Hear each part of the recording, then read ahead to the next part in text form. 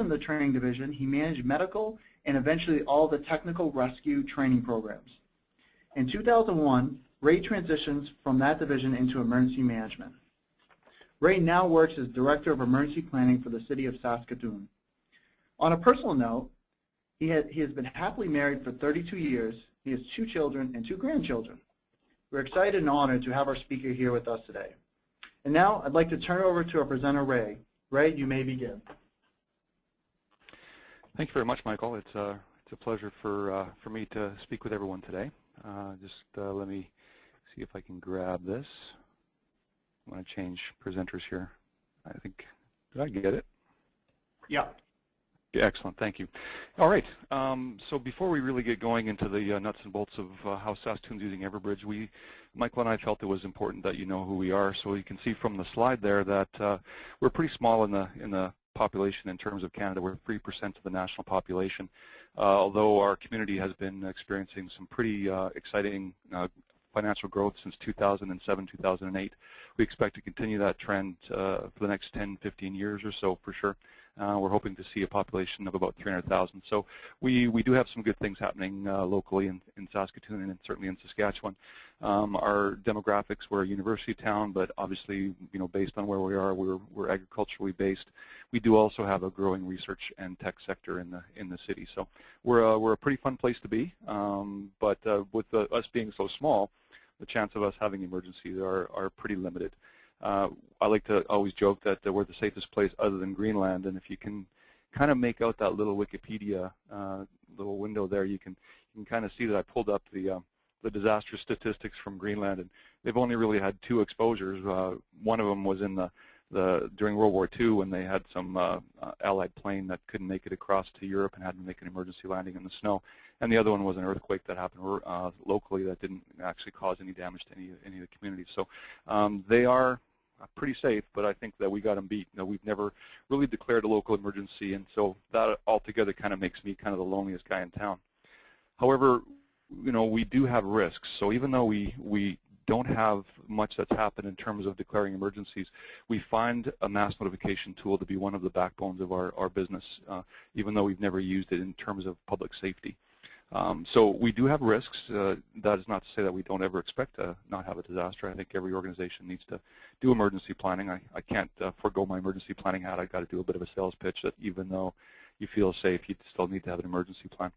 We know that in Canada, Saskatoon has enough of a risk profile that Public Safety Canada, our federal organization tasked with emergency planning, used Saskatoon as their template at their training college, called it Collegeville, for about 2 decades or so. And one of our risks, particularly we did an exercise last year, was for a dam that we have about 200 kilometers away from us.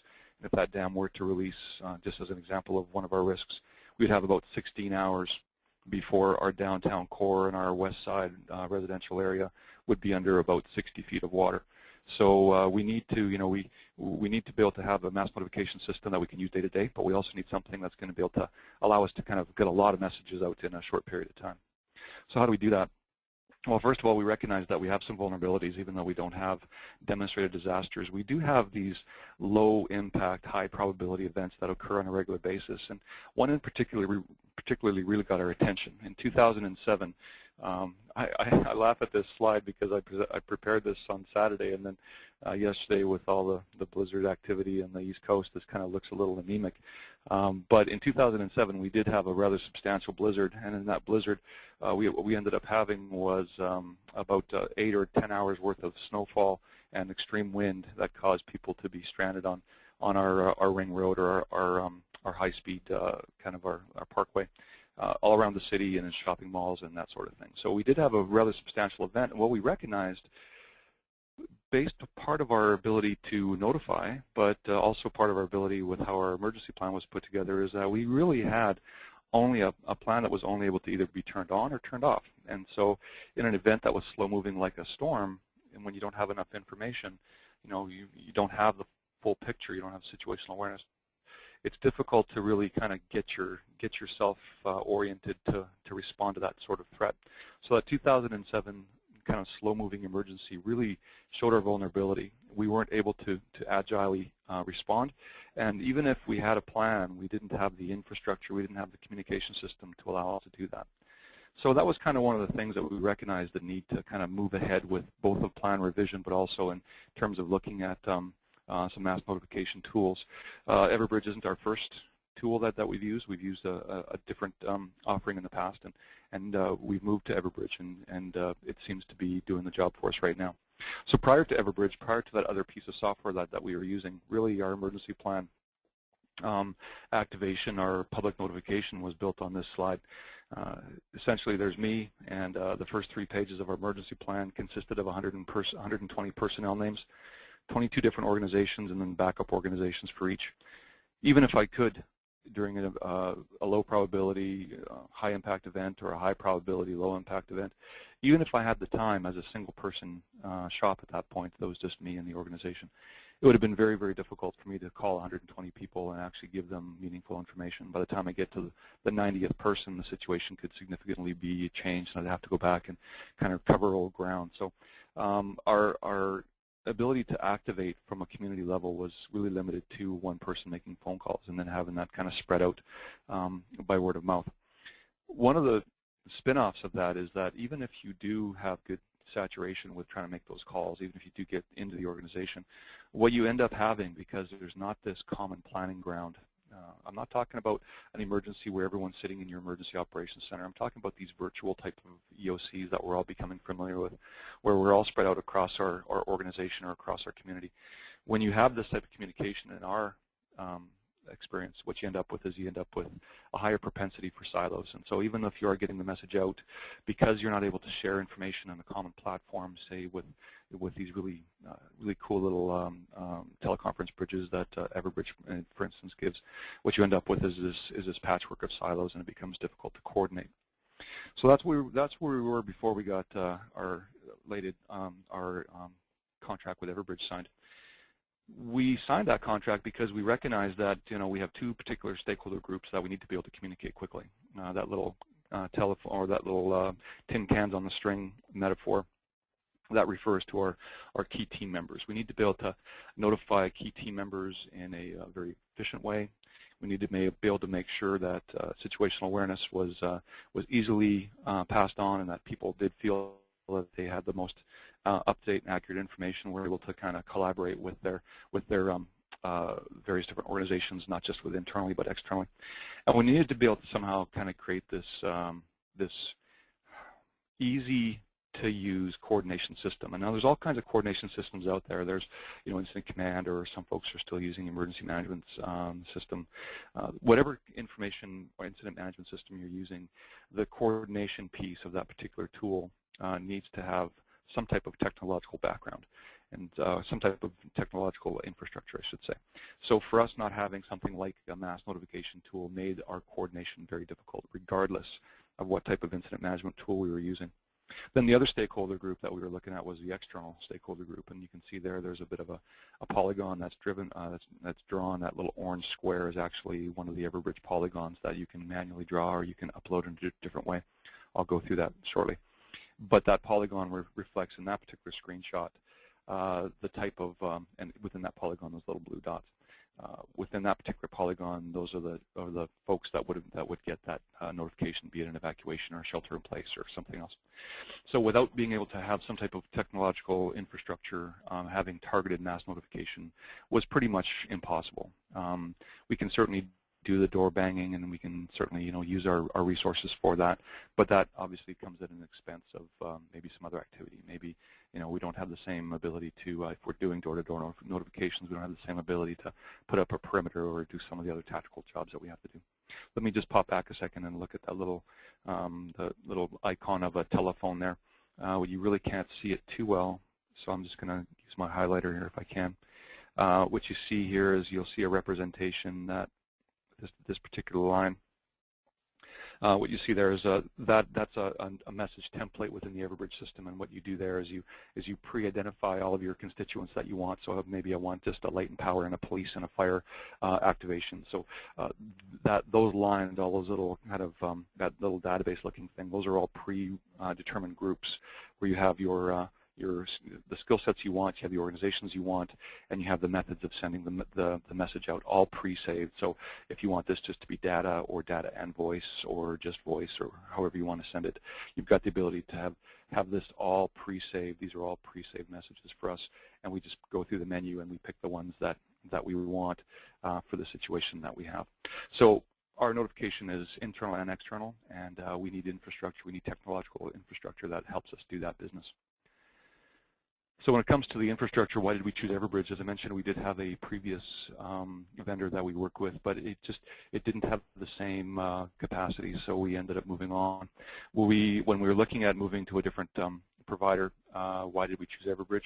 Well, for one thing was the excellent reputation. If you look in that particular notification space, you'll quickly find out that Everbridge is, if it's not still the leading, it's really high up there. So reputation was a big thing for us. So was the ability to do polling. When we send messages to our internal groups, we want to be able to maybe ask them specific questions, or we want to be able to, determine if they can arrive within 30 minutes or whatever the case may be. And there is a polling feature, so once you push your message out, unlike, say, a media message or unlike, say, a telephone, once you push the message out, you're able to really track the responses and get a good sense of how your skill set, how your skill base is building for you. Did it get a hold of, the fire chief, or did it get a hold of the public works manager? So you can quickly with the polling and with the real-time metrics, you can get a sense of how your message is being received, how people are kind of spooling up to respond. I also mentioned, the ability to get the message out with initial notification, but then there's that ongoing need to communicate to people. We operate in this virtual environment now where it takes a pretty big situation to get people into an emergency operations center. A bulk of what it is that we're doing in Saskatoon is certainly this virtual environment. I'll explain that in a bit. So the ability to have this really simple teleconference bridge, be able to just push one button and then everybody in a specific skill set automatically gets dumped into a teleconference. That ability to do that so quickly, either from a cell phone, from a tablet, or from your desktop, that really makes it easier to keep people more up to date, because it's just easier to facilitate that process. Then there's a mobile member app. I'm going to talk about that in lessons learned, or in future development. We really haven't explored that, but that was an important thing for us, but we put that to the side for right now. Some other things were servers in Canada, no hidden usage fees or additional fees. I talk about targeted mass notification, and I really want to stress, for us, it's not about mass notification. If it was just about mass notification, we'd use Twitter, Facebook, we'd use the television and radio. What we're really interested in is the ability to look at a specific stakeholder group and push them a message that is extremely important for them, but may not have the same impact for other folks. We really want to be able to target our mass notification. And I guess the whole purpose of me going through that whole Greenland discussion and tell you about how small we are is our shop is pretty small. We've got 3 people in here now, and if we did have an activation, we would basically be running our notification side up with one person. So what we need to be able to do is a lot of things from one computer screen. So the way that Everbridge is put together, it allows us to do a lot of stuff from one dashboard. So those were pretty important. Now, of all the things that were important in that list, the 4 things that were critical for us were these. So from a solicitor's perspective, where are the servers located? So we had to make sure that with privacy issues that they were located in Canada. So that was, if it wasn't servers in Canada, we weren't going to start with that particular company. We have a limited budget. We're small. We have a limited budget. So for us, that hidden or additional cost was critical. And I would really, the way you find the wording in some of these contracts, you need to look for it. But Everbridge was quite transparent. We were quite comfortable with that. They mentioned the targeted mass notification. I mentioned the ability to do things off of a single dashboard. We don't have enough time to go through all the features that we use, that we rely on, but those are the big ones, and I can certainly answer questions about the dashboard or any of these if you want. So those were our big reasons. Now, when we talk about our application, we have the internal notifications, 2 of those skill sets that we need, and we have the external. So let me just talk about the internal notifications first. But to make sense of how we do that, you need to have a bit of a snapshot about our emergency plan. So because of that 2007 snowstorm, we blew up our emergency plan And basically, we shredded it and we started over again. We said we need to have something that escalates. So we've got a 3 level of escalation for emergency plan now, a level 1, 2, and 3 EOC alert.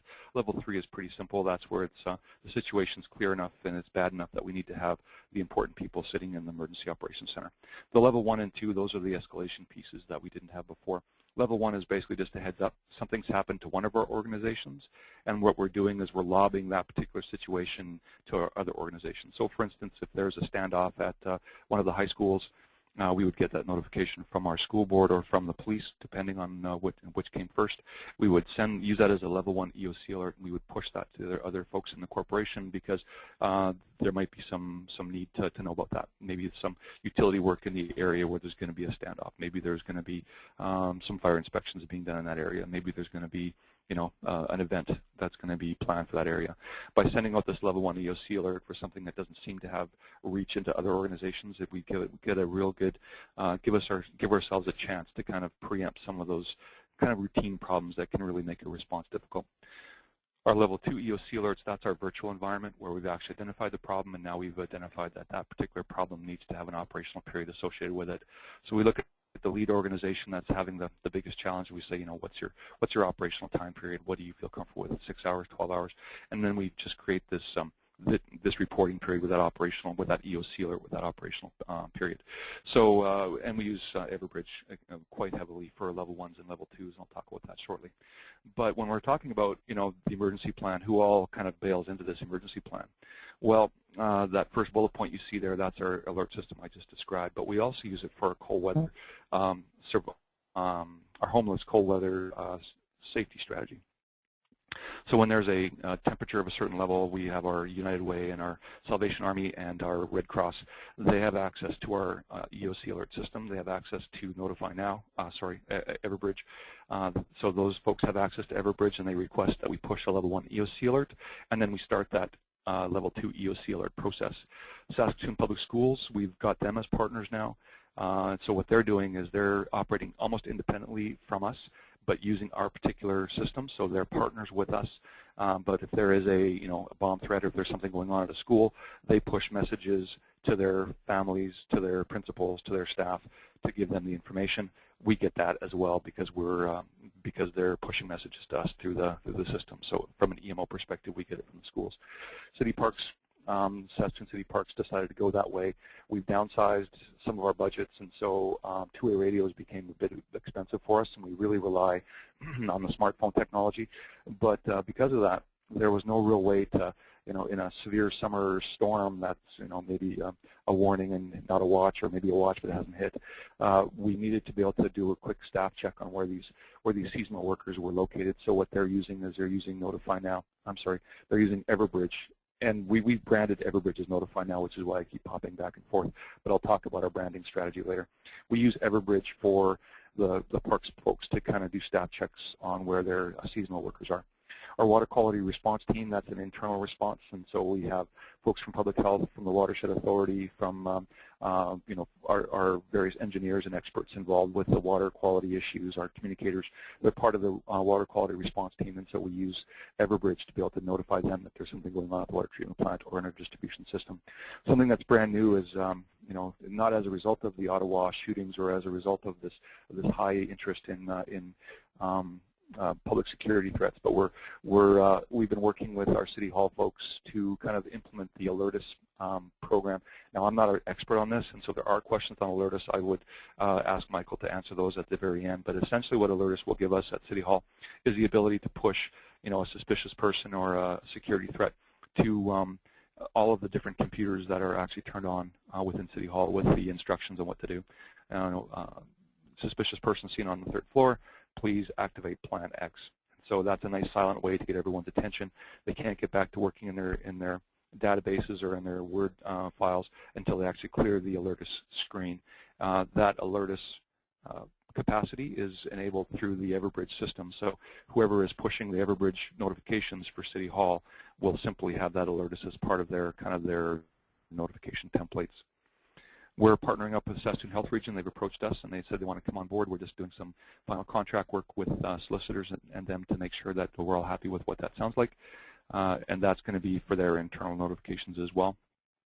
And then the Saskatoon Catholic schools, they're interested, but they've just been busy, and they keep coming to us, and they keep telling us they're going to activate, but we haven't quite pulled the trigger on them yet, but we expect that to happen.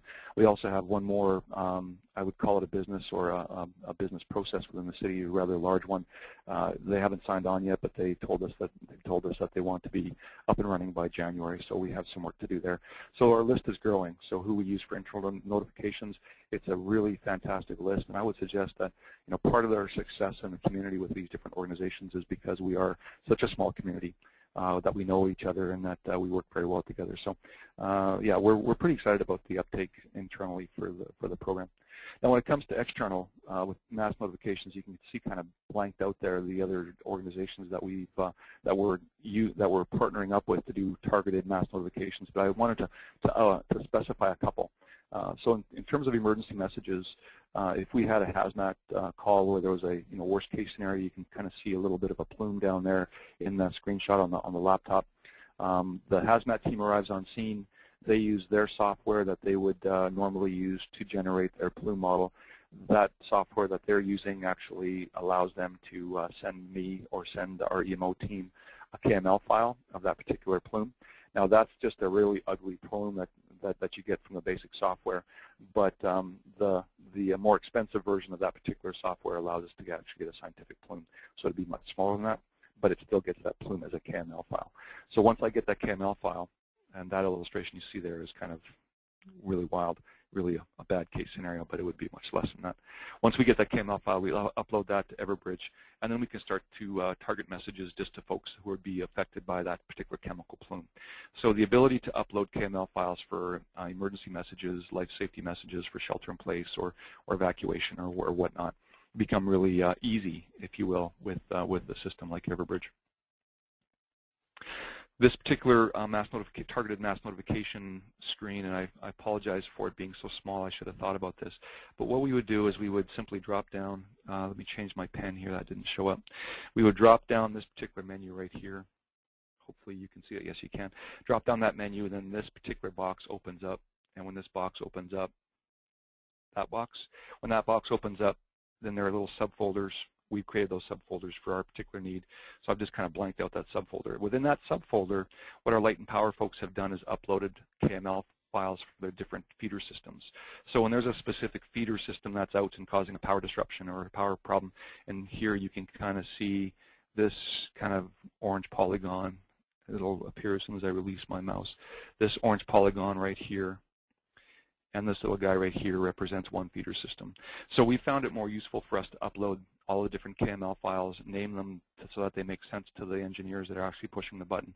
And this gives us the ability to quickly identify power outages to the specific customers who are being affected by those power outages. So obviously they had to have those, access to that GIS data prior, but once you have access to that GIS data, the ability for you to use that is pretty simple. We have used it quite a bit. Our level 1 EOS alerts we use on a regular basis, and we use those for things like the cold weather response team I was telling you about. We use that for severe summer and winter storms. I was mentioning that. We also use it on a regular basis for our level 2 EOS alerts. One of the more unusual, or a couple of the more unusual level 2 EOS alerts that we had this summer, this past summer, we've been having kind of a slow potential emergency. If you can picture this yellow or this red roof house right there, that red roof house sits on a downslope, and that downslope in this area probably drops about 40 to 50 feet going in, if you can see this arrow, in that direction. So what that means is that these homes that are down here are, in particular, these homes and condos. I just tried to make that yellow on the bottom there. Those homes and condos are in danger of a landfall, if you will.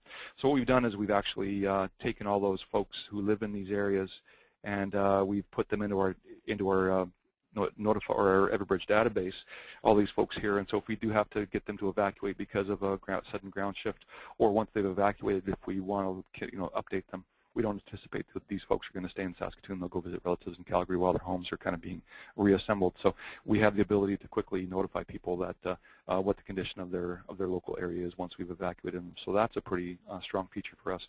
This other little thing right here, what that's showing is that we had a transit lockout this year, just at the beginning of the school year, and so we had some real late nights and some early mornings trying to do some teleconference, assist with some teleconferences.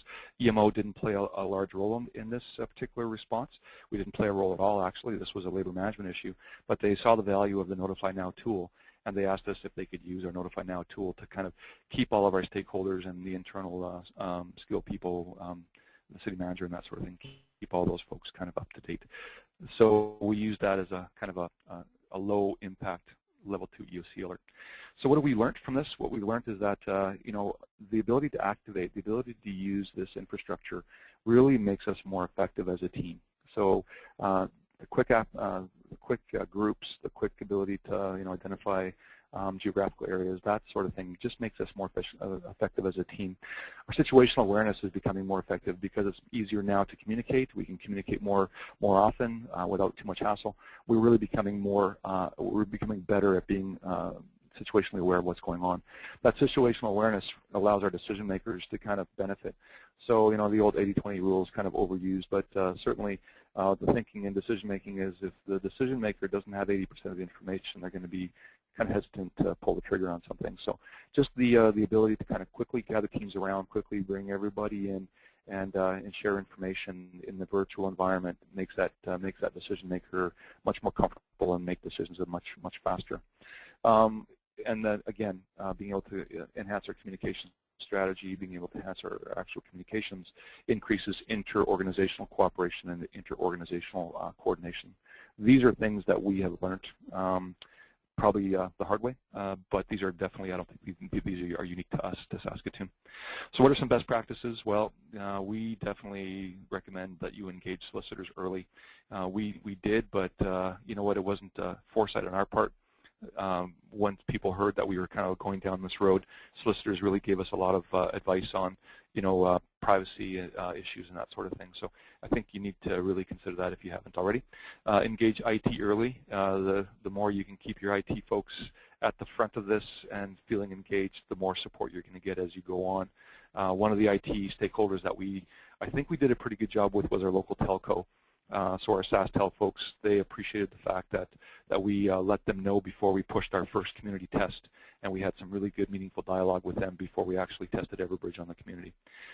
Stay familiar with the tool. There's a lot of good stuff there, but that doesn't come without a price. It's a little bit, it's easy to forget. It's not hard. It is intuitive, but it's easy to forget where the buttons are, and you need to stay familiar with it. So you should probably pick a few champions within your organization who are going to be kind of tasked with pushing the button and getting everybody up to speed.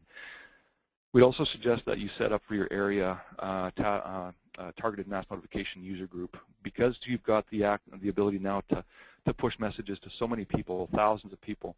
That comes with great responsibility. You can get the message wrong. You can overlap messages. One group can be saying it's a, we get the school board saying it's a tornado watch. We say it's a warning. The Catholic schools say it's rescinded. So now we're starting to send conflicting messages to stakeholders who are kind of getting overlapped with all these targeted mass notifications. So we've set up a user group to make sure that we've kind of collaborate on best practices and message maps and that sort of thing. And brand your program. Our program, obviously, I made a mistake a few times earlier calling Everbridge Notify Now. Our branded program is Notify Now.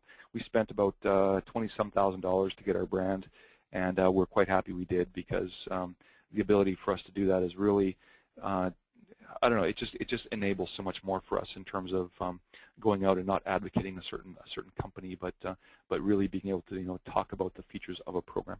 So those are our lessons learned. And where are we going in the future? I have a feeling that mobile member app is going to become really strong for us. I won't go into it too deep because I know I'm already over my time, but with this mobile member app, what we'll do is we will be downloading that onto our trusted internal stakeholders, supervisors, staff sergeants, transit supervisors, and that sort of thing. So when they post-disaster or during a disaster, when they're driving down the road and they see a fallen power line, or if they see damage to a civic facility or critical infrastructure, they can quickly snap a picture with the GPS enabled. And what you'll see with this picture right here is you see this particular picture. Boy, that's a terrible circle, but let me try and get that. This little guy right there, that's an actual pin that kind of pops up on the map, so you can see where the location is as accurate as a GPS can be on a phone. That particular picture, a written description, and who it's coming from ends up in this particular pane over here. So what you're really doing is you're building these priority task lists and these damage assessment teams just by having this this infrastructure. And again, dependent on whether or not the cell technology is working at the time. But that's our intent with the mobile member app. So I'm sorry I had to rush. I obviously had too many slides here compared to what time I had. I'm going to turn this back over to Michael. And I think I can do that. We did practice. Michael, do you have it? Yep, I have it. Okay. All right, so as you guys can tell, we're going a little bit over on time, but we do have some great questions that the audience has submitted before that we'd like to go. And at this point, this is when we're going to do our Q&A session. As a reminder, for those of you who haven't submitted questions prior to this, you can submit them in the question box. There's an open text field in the question panel on your screen, and submit it to all panelists. And we'll try to answer as many as we can. Again, we do have pre-submitted questions we want to get to, but we will follow up as best as we can. So we're going to start with the first question. And just in the sake of time, Ray, perhaps this could be a huge, I'm sure you're an expert in this field, you can go through a million best practices, but maybe one in particular you haven't mentioned. What are some best practice tips for utilizing a notification system? I think you really have to really focus on message maps. You have to know when you want to send messages. You have to know kind of how many characters you're using for your text messages and that sort of thing. So really focus on message maps and rely on your communications experts to help you there. Great, thank you, Ray. The next one is, how did you initially create public awareness for the system? What we did is we had a community test, as I mentioned, and we bracketed that community test. I think it was on a Wednesday, and on the Monday we told the public. We did a big press release and a big blitz. Went on all the radio and television channels, and we told people we were going to have this new system and we were going to test the system. The morning of the test, we went on live radio and we actually did the test because Everbridge is so easy to use from a tablet. We actually did some of the work from some studio. We pushed the test, and then after we pushed the test the next day, we told folks, hey, if you haven't got this, please sign up. And if you have got it, then we also gave them an overview of what statistics were, how long it took to do the test, and that sort of thing. And then at that point, committed to doing a test twice a year. Great. Thank you, Ray. Third question. It's a two-parter, Ray. You ready? Do you coordinate with area businesses in the event of a major incident? And if you do, how do you coordinate with them? Well, I'm going to interpret businesses not as the private business sector, but I'm going to interpret businesses as maybe some critical infrastructure, external stakeholders such as school boards, universities, and health regions. As you can see from the previous slides, we definitely have a strong working relationship with those organizations. If they're not part of the Notify Now brand, if they're not part of the Everbridge family with us, they will soon be. So we have a good relationship there. In terms of the private business and the private sector, we purchased the Yellow Pages data, so although we don't have direct relationships with those businesses, we do have the ability to send messages to businesses during an emergency, during business hours, or anytime actually. Perfect. And Ray, what's the best avenue to disseminate urgent information? Well, I think, you know, as high as we are on targeted mass notification through systems like Everbridge, we certainly don't view it as a standalone system. So what we do is we need to continually engage our expert communicators. We need to continually engage the media and all the different media avenues. So we look at Everbridge as this kind of a force multiplier, certainly, but we would never just rely on one tool. We want to use as much as possible. We do understand that cell phone technology and smartphones and whatnot, and people are so connected. So we think this is going to be a huge benefit for us, but we want to use all of our tools as rapidly as possible. Great. So that's going to conclude our section of pre-submitted questions. Ray, we have a question from the audience from Imad. Does the system support self-registration and self-maintenance? Yeah, it certainly does. What we have is we use the Everbridge portal, and we've created a link to the from our City of Saskatoon website to the Everbridge portal, but the Everbridge portal from the City of Saskatoon website has our brand, so if I'm making sense there. So the way that people will do it in the City of Saskatoon is they'll go to the Saskatoon website, they'll find the Notify Now brand, they'll click on that link that goes with our Notify Now brand. They'll go to a portal that's actually hosted by Everbridge, but it'll look like the City of Saskatoon Notify Now brand. They'll register. They'll keep track of, they're encouraged to keep track of what their password and username is. And once they do that, they can come back anytime and they can modify their own information. Great. Ray, we have another question from Fred Armstrong. Does the system do automatic social media posts? And what I'd like to mention is we can do that. And Ray, if you want to elaborate, if your city does that, please do so. Yeah, we're working on that right now. We're doing two things. We have our Twitter account. We don't have our Facebook account on this yet, but we have our Twitter account on this. There's a simple little box when you're creating your messages, either on the fly as an ad hoc or as a pre-made template. There's a little box that you click that says web posting. And what you've done ahead of that, presumably, is sign up your particular account with the Everbridge system. And when you actually activate the web posting thing, it goes to whatever social media channel that you've chosen. With the recent update with Everbridge with that second email box, and that may not make sense to some of you, but we're using that second email box to actually push to our new RSS feed that's on our City of Saskatoon website. So we'll actually have the first box of 140 characters goes to text machines and to social media like Twitter, and the second box will go to a web page RSS feed or to email. Okay, thank you. So Ray, we're going to move on to our very last question, just because we are over time. And this comes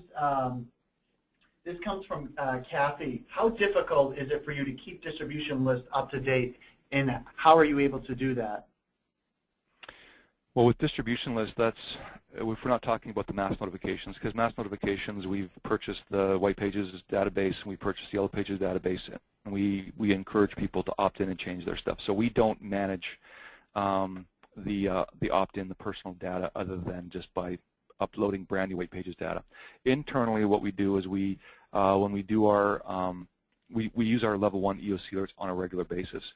So if someone didn't get a message, then it's pretty easy for us to see during the metrics when we look at the measurements afterwards. It's pretty easy to see that a phone number didn't go through, or it was unreachable, or someone didn't answer.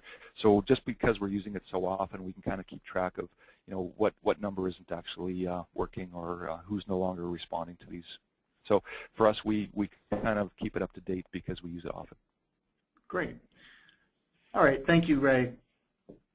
So I'm very sorry to announce to everyone that we've run out of time, a little extra. But thank you, everyone. Thank you, Ray, for a great session, all of our attendees who were able to join us today. And just as a reminder, if you missed any part of the webinar, feel free to log on to our site, everbridge.com/blog. You'll be able to receive an email with a link to a recording in the coming days. If you haven't already, please take a moment to follow us on Twitter @Everbridge and join our group on LinkedIn, Everbridge Incident Management and Everbridge Notification Professionals.